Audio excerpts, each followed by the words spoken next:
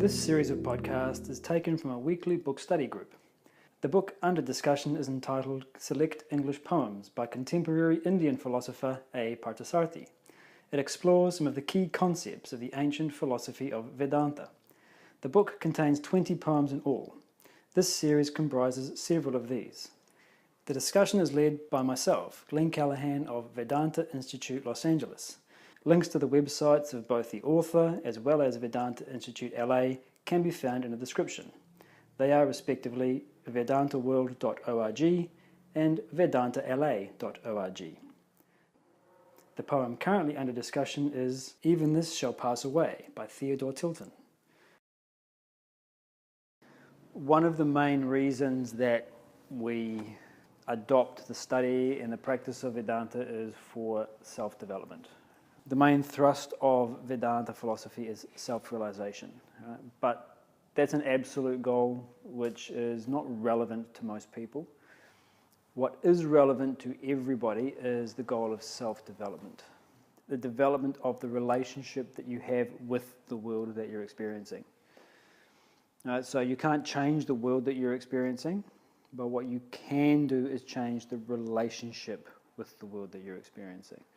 There are different modes of relating to the external circumstances, different modes of relating to the world. Two ways that we discuss in terms of relating to the world. One is objectivity and the other is involvement. Right, they're opposites. So the opposite of involvement is objectivity. He talks about human development being the reduction of our dependency upon the external world. So as we advance in our self-development, we become less and less dependent upon the external world. Question is, dependent for what? Well-being, a sense of happiness, completeness, self-awareness, a sense of self-definition and identity, all of these things. So when we are involved, our experience of the world is entirely governed by what happens in the world. So when we are involved in our experiences, what it means that we're so thoroughly embedded in them that we can't relate to the experience from anything outside it. So whatever the experience does, we have to go with it. Our experience of the world is dictated not by us. Right? So this is the dependency that we're experiencing. It's the difference between being in the passenger seat of a car and the driver's seat of a car. So as we grow, as we become more mature, we become independent of those aspects of the world. So we gain objectivity. So objectivity is the capacity in us to stand apart from the experience. So it means that we anchor our relationship in something other than the qualities of the experience per se. Okay, give an example of what I mean. Okay, imagine you're sitting outside enjoying a drink and a meal and company of your friends and so on and so forth. A bee comes along, lands on your arm, you grab it and it stings you in the arm. What's it like? It hurts. It doesn't just hurt. Yeah, you're scared, it annoys you, yeah. It doesn't just hurt. Forget being stung by a bee. You've probably seen people who a bee comes flying into the vicinity. It's within 3 or 4 meters and jumping up and throwing their hands around and all the rest of it. Even the sight of a bee is enough to being stung by a bee. So it doesn't just hurt, it's actually internally unpleasant as well. Contrast that with the situation of going to give blood. So you hear there's a blood drive at your local school or local whatever, so you go down, you give blood, what do? Strap you into the chair and stick a needle in your arm. What does it feel like? Yeah, about the same as a bee sting. How do you relate to the pain? How do you relate to the internal experience of giving blood? When there's a bee stinging you, you're upset. When you're giving blood, it's just something that you're able to take in your stride. It's about the same physical sensation. The difference is that when the bee comes and stings you, you're not objective. You're totally caught up in it, and so you react in that way. But the moment that you are giving blood, your experience has been anchored somewhere other than the physical pain. Where is your experience anchored? towards the high cause. Let me give blood. Let me give a donation of blood to help hopefully save someone's life. That's what you are relating to. So you're relating to something that lies outside the experience of having a needle in your arm. But when you're being stung by a bee, you're not. You're only relating to that aspect. So objectivity then means that we're able to maintain a relationship with something outside the direct experience that we're going through. It is the intellect which maintains the awareness of something outside, while the mind and the body and the thoughts are going through their other things. So this is what we mean by becoming independent. If you're stung by a bee and you're caught up in the whole thing, there's nothing you can do. You'll dance around and scream and cry, and if someone's recording that thing, you look back at it later and say, well, you made a fool of myself jumping around like that. You've got no control in that moment. So objectivity gives us a greater freedom of action. We can now choose the actions to perform because we're not being dictated to by what's going on inside. So we get that greater freedom of action. We also get a greater sense of internal freedom. Simply that my experience is not being controlled by external circumstances. So then the development of objectivity is one of the markers of spiritual development, of human growth. In a very short definition, you might say, of objectivity is intellect governing mind. So this ability to relate to something outside of the direct experience is the job of the intellect. The senses can't do it. The mind can't do it. The mind's job is to feel. It's the intellect which can consciously connect to something outside the experience and give us that perspective. All right, now what's the other example that we always use to describe objectivity? So when you go to a tragic movie, right, you go to watch Titanic, you go to watch Romeo and Juliet, why? What do you want? You want to feel the pain. Really, there's no happy ending, it's only a bad ending. But that's exactly what you go for. You go for the tension, you go for the heartbreak, you go for the sorrow. So you're able to experience the sorrow, you're able to experience the heartbreak, but you're not affected by it. So when your mind is going through the heartbreak, your intellect is relating to something else, which means that you can actually enjoy the heartbreak. You can enjoy the human drama. What is your intellect relating to? It's not real. It's just a movie. The reason that I can enjoy the heartbreak and the separation and the isolation is because I know it's just a movie. Now, I wouldn't want to wake up and find my partner ostensibly dead.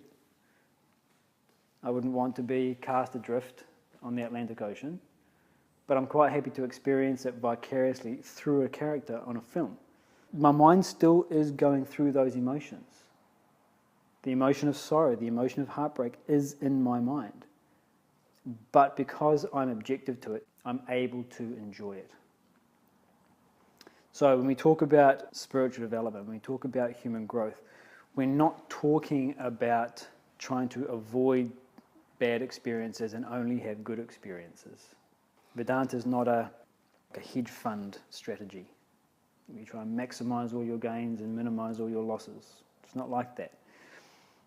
What we're looking to do is to go through the full range of human experiences, but go through them in a way which allows us to be free from affectation. So we're not affected by it. So again, this idea of being affected means that the experience is completely consumed by that my experience is only defined by what's going on.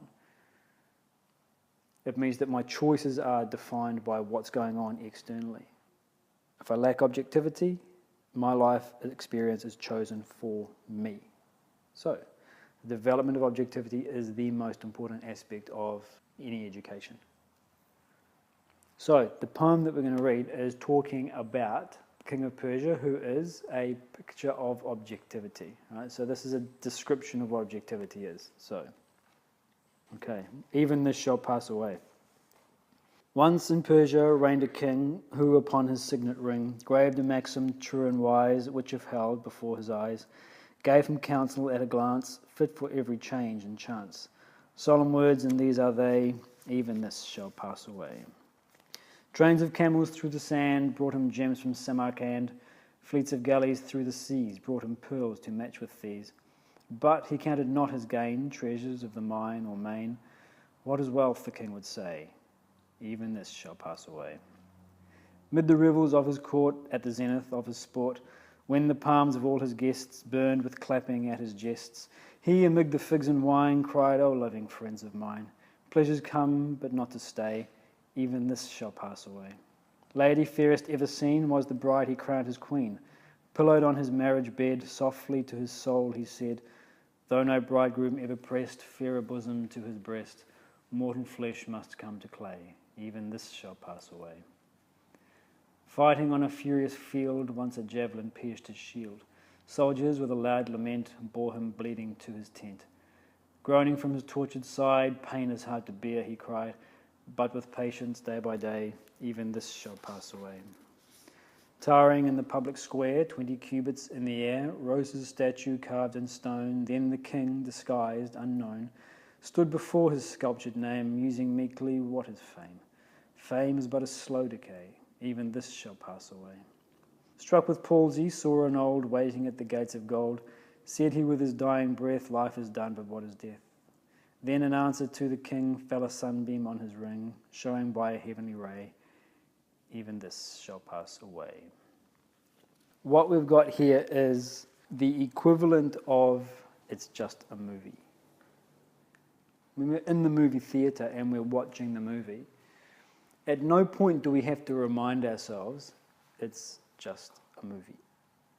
No matter how scared we get, no matter how sad we get, no matter how excited or happy or whatever else the movie gets and we get as a result, we never have to remind ourselves it's just a movie, it's just a movie, it's just a movie. But now you might have to remind your 6-year-old niece that you for some reason brought along. She might get upset. But to you, who's an adult, you are thoroughly established in that idea. 4 words, 1 sentence, 1 concept. But it's a lot more than just a concept. Because once that concept becomes something that you are thoroughly convinced of, it completely changes your outlook on the movie. The young child has not fully grasped the concept, it's just a movie. And so when she sees someone being killed, someone being attacked by a lion, whatever it is, she thinks it's real. Zombies coming from the grave. She's worried to go outside in case the zombies are there. The notion it's just a film isn't fully formed inside her yet. And so that's why she can get so involved in the film that she becomes affected by what she's seeing on the screen. The adult has no such problem. We are thoroughly convinced beyond all measure that it's just a film. Even this shall pass away. 5 words, 1 sentence, 1 concept. When we identify with the concept in a very subjective way, it totally changes the complexion of our existence. Everything shifts. So what does it mean? Okay, let's start with the meaning first. So you look at all the stanzas, right? There are different aspects. There's the material aspect. He talks about, wealth. There's the physical aspect, is pillowed on the marriage bed. There's the emotional aspect as well. There's the intellectual aspect. There's fame. There's valor. There's success, and there's death. All of the different aspects of life, some good, some bad. What he says to all of them is the same thing. Even this shall pass away. So what this comment is saying is that, in fact, he talks about this in the commentary. The world is an admixture of fortune and misfortune, pleasure and pain, virtue and vice. The inevitable pairs of opposites in life are inexhaustible. Right, so there is nothing that we can experience in life that isn't part of an opposite. Right? However happy I feel now, it's only in comparison to how I felt, or in comparison to some projected happiness. I'm either more happy now than I was, or less happy. Same at the physical level. Is this room warm or is this room cool? Well, if you stepped in from your air-conditioned vehicle at 60 degrees, you walk in here and it's very warm. If you walk into the house from having come from a jog, oh, it's nice and cool in here. So the room itself is neither warm nor is it cool. We experience it based upon the opposite. All of our experiences, the world is made up only of opposites. We can't experience or conceptualize anything without its opposite. There's no tall without short. There's no joy without sorrow. There's no contact without space. Once we recognize this, then what we recognize is that where there is joy, it was preceded by sorrow, and where there is joy, it will be followed by sorrow. Pleasure, pain, health, ill health, birth, death, war, peace.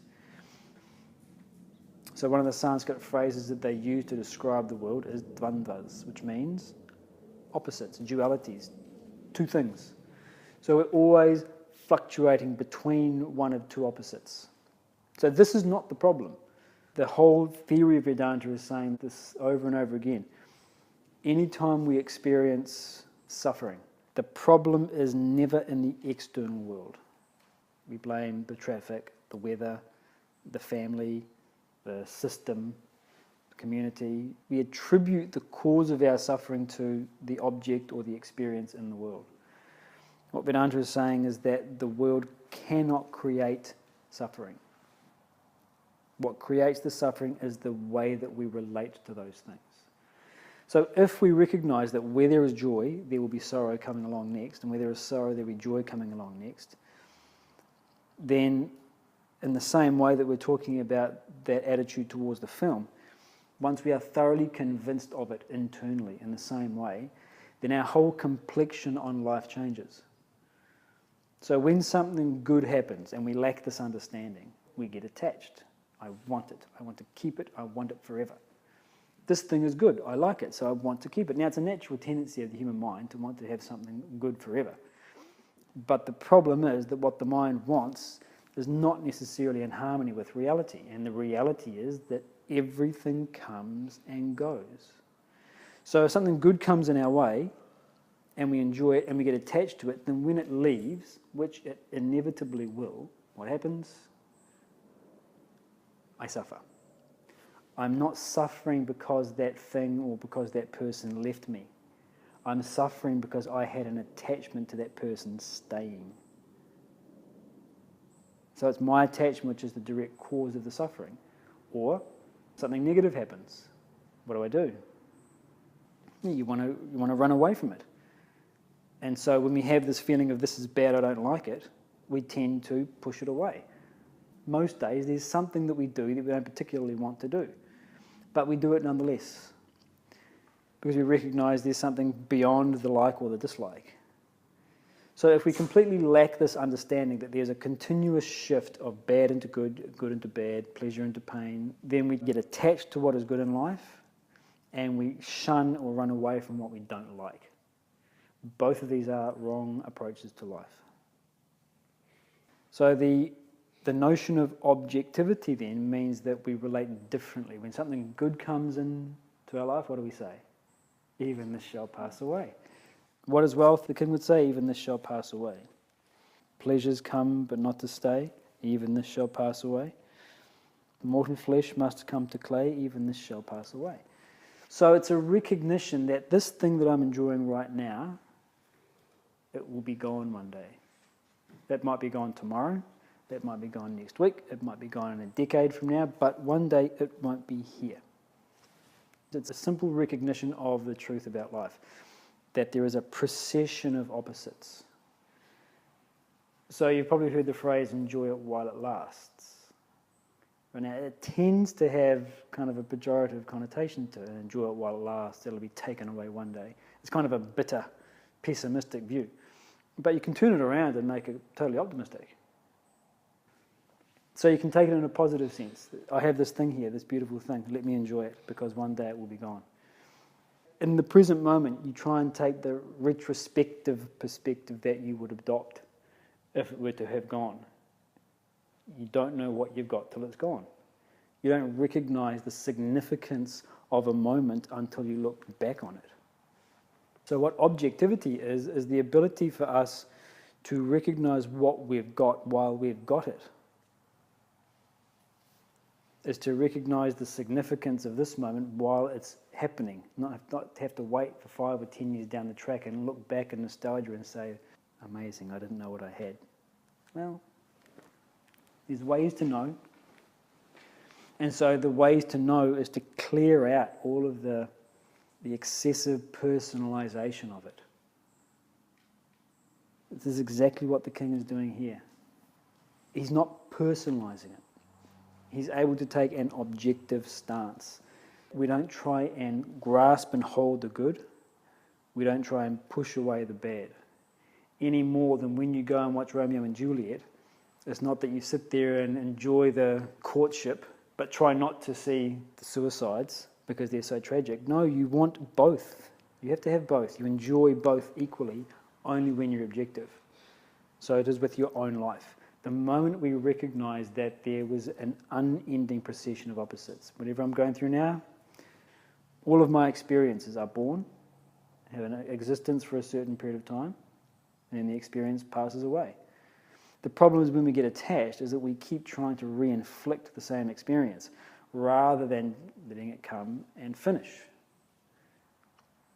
So by harping on things, we don't let life pass through its natural phases. We try to rush things through, or we try to hold them.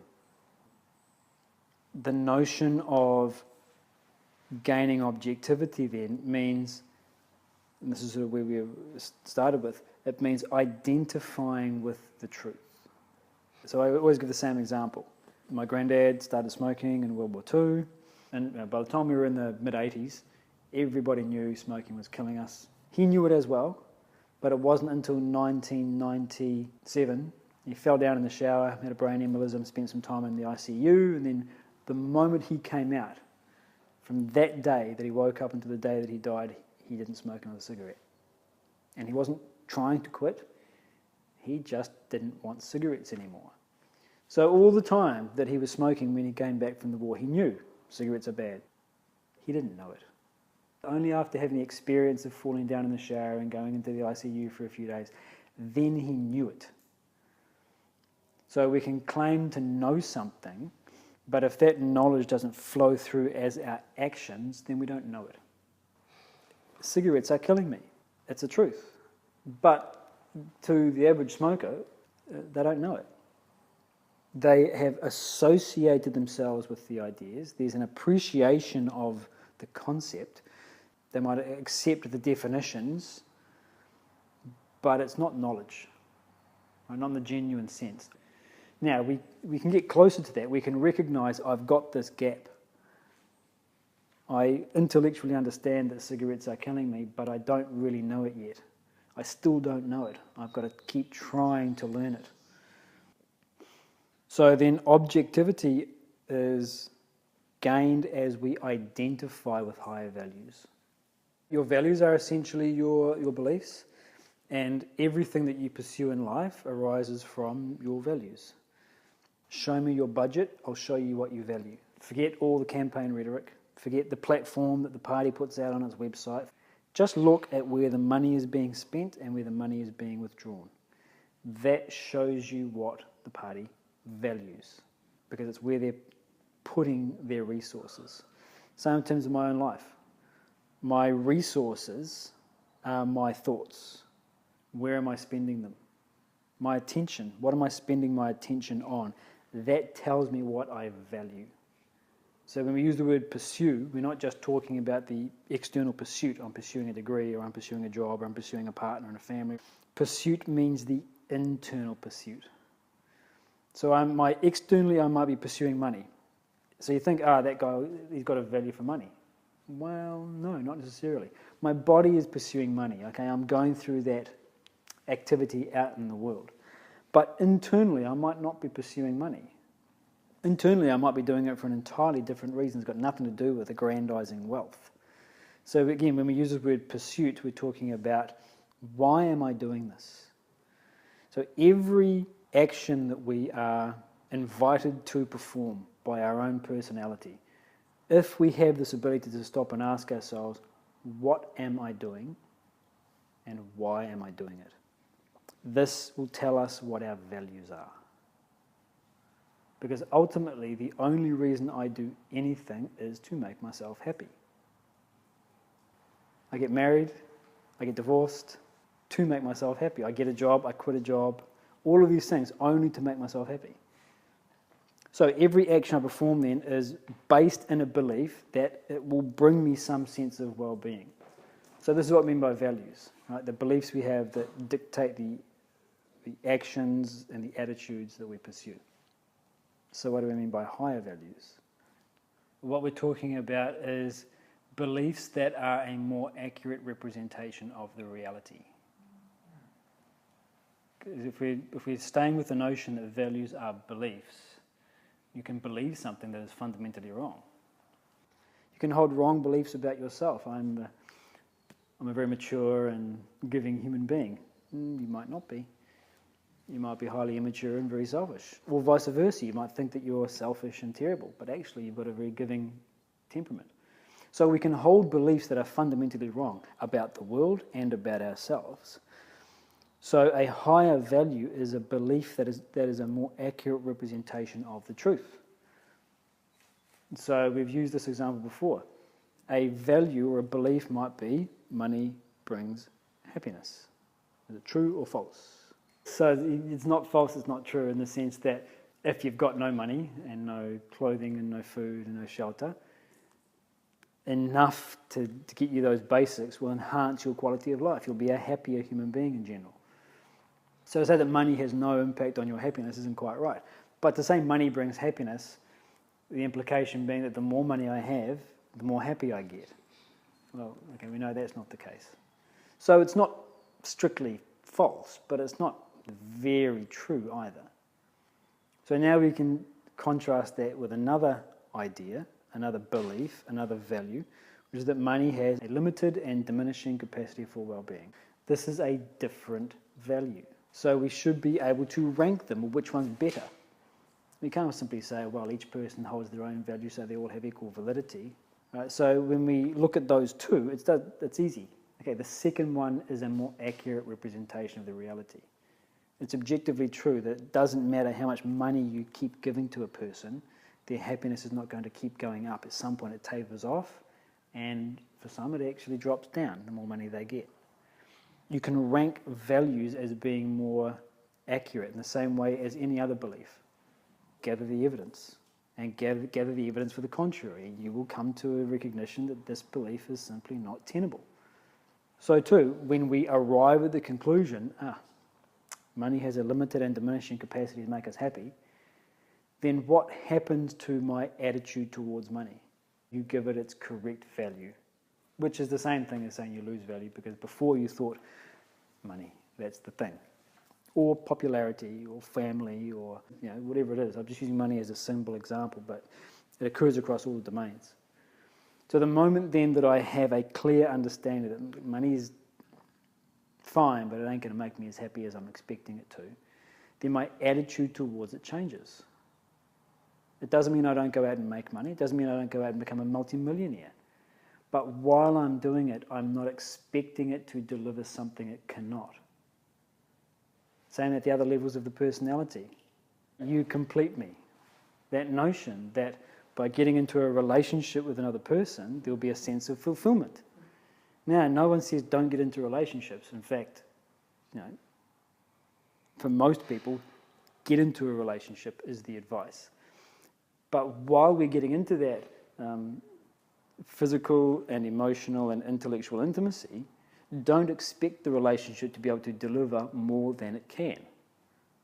It's just like money. It has a limited and diminishing capacity to make us feel happy.